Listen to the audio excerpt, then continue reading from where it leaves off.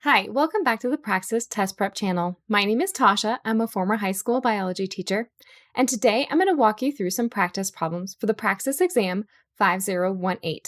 That is elementary education science content, specifically science as inquiry and the science processes. Okay, let's get started.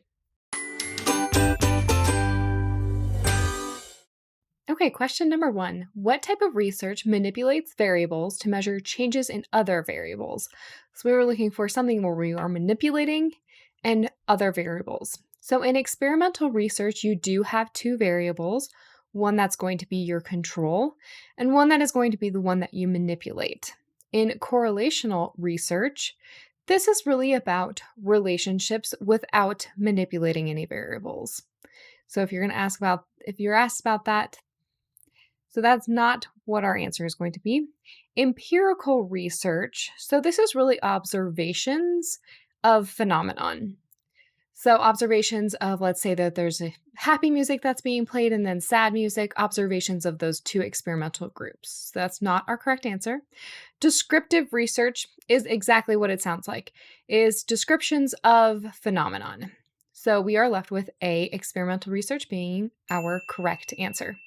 Question 2. In making scientific observations, scientists rely on theories and laws to make proper assumptions. Which of the following is true about theories? So theories can also be referred to as principles. That's not necessarily true. Theories can be used to make accurate predictions. This is more around the lines of your hypothesis.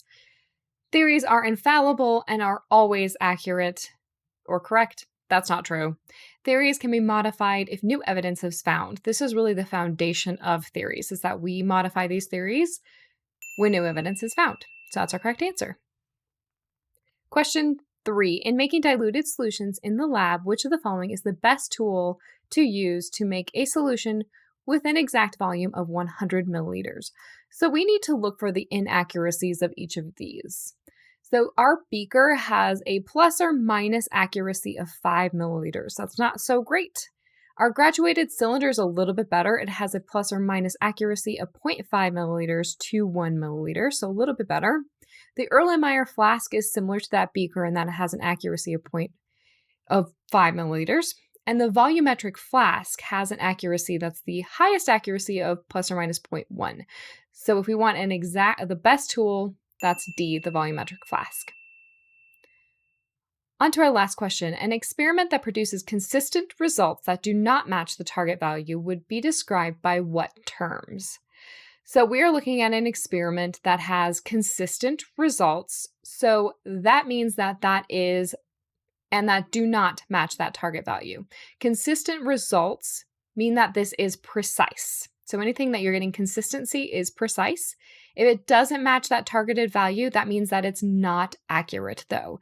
So let's look at our answers and we need to find something that's precise and not accurate. So that's letter C. I hope that was helpful. If you're looking for more ways to study, head over to study.com to check out our other videos and participate in the Praxis Test Prep course. As a study.com member, you get full access to hundreds of practice problems like the ones I just walked you through, as well as targeted instruction for some topics you might still be struggling with, along with some test-taking strategy to help you maximize your score on test day. Finally, we want to hear from you. Please like and subscribe if today's video was helpful. In the comments down below, please let us know if there's a topic you'd like us to cover next. Good luck and happy studying!